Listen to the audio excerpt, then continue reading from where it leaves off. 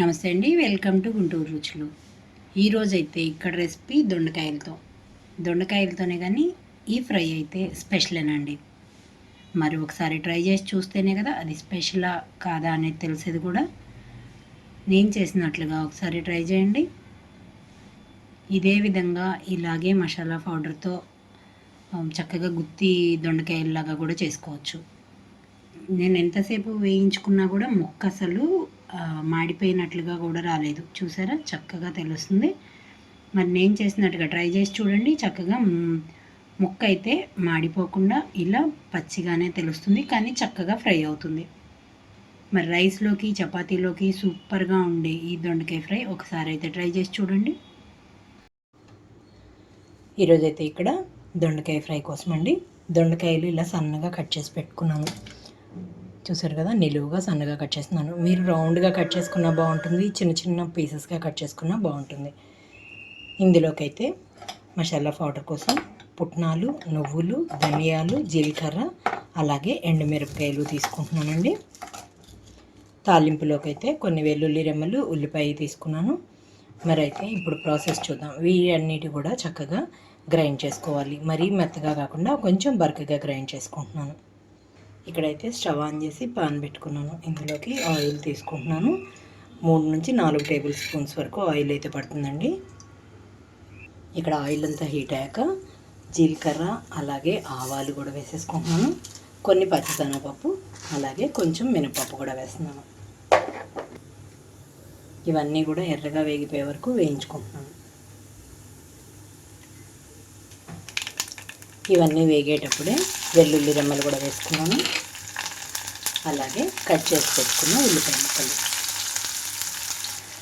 ఇందులోనే కొన్ని కరివేపాకు రెమ్మలు కూడా వేస్తున్నాను.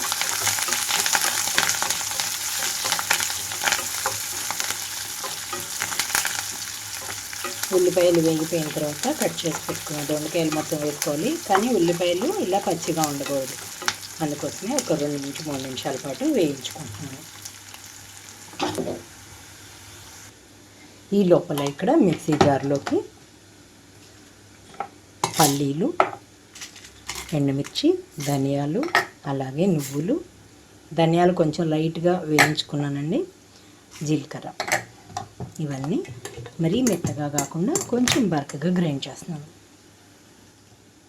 చూడండి, మరీ మెత్తగా కాకుండా కొంచెం బరకగా అయితే గ్రైండ్ అయిపోయింది. ఇందులో ఉన్న ఎండుమిరపకాయల వలన కారం సరిపోకపోతే కొంచెం కారం అయితే వేసుకోవచ్చు. ఇక్కడ చూడండి, మనకి ఉల్లిపాయలంతా లైట్గా కలర్ మారుతున్నప్పుడే కట్ చేసి పెట్టుకున్న దొండకాయలన్నీ వేసేసుకుంటున్నాను.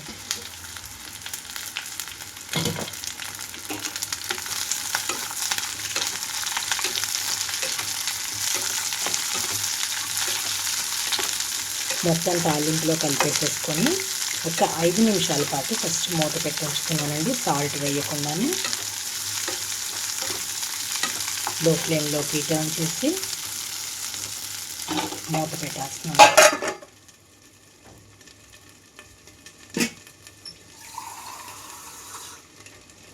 ఈ మూత మీద అయితే వాటర్ వేసేస్తున్నాను.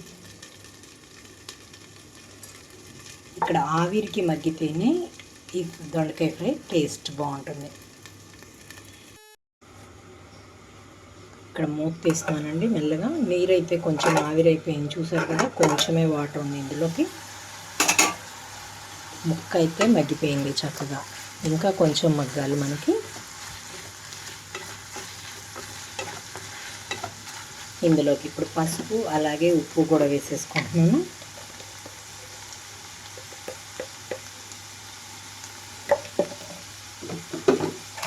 రుచికి తగినట్లుగా సాల్ట్ కూడా.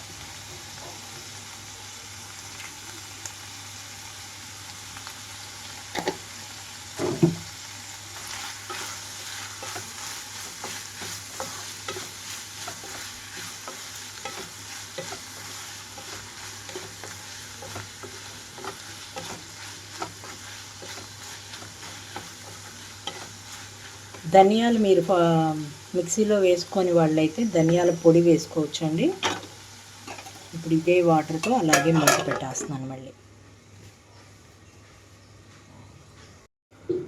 ఇక్కడ చూడండి 5 నిమిషాల తర్వాత మూత తీస్తున్నాను.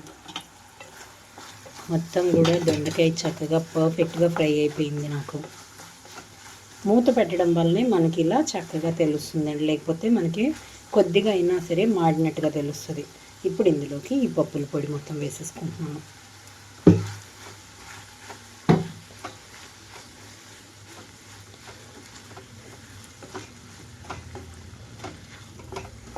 నాకైతే కారం సరిపోతుంది, మీకు సరిపోతే కొంచెంగా అయితే యాడ్ చేసుకోవచ్చు.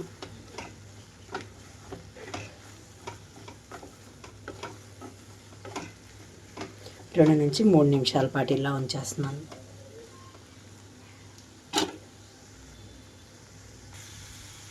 రెండు 3 నిమిషాల తర్వాత కొంచెంగా కొత్తిమీర అయితే ఇందులోకి వేసేసుకొని స్టవ్ అయితే ఆఫ్ చేస్తున్నాను నేను ఇక్కడ.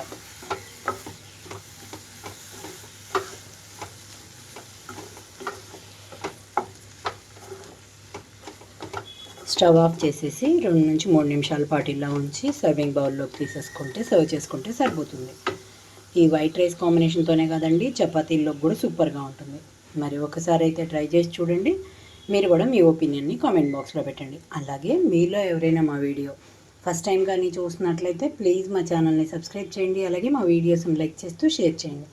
పక్కనే ఉన్న bell icon all option click చేస్తే మేము ఇచ్చే వీడియోలన్నీ మీకు నోటిఫికేషన్స్ వస్తాయి. Please encouragement. Thank you for watching. Thank you.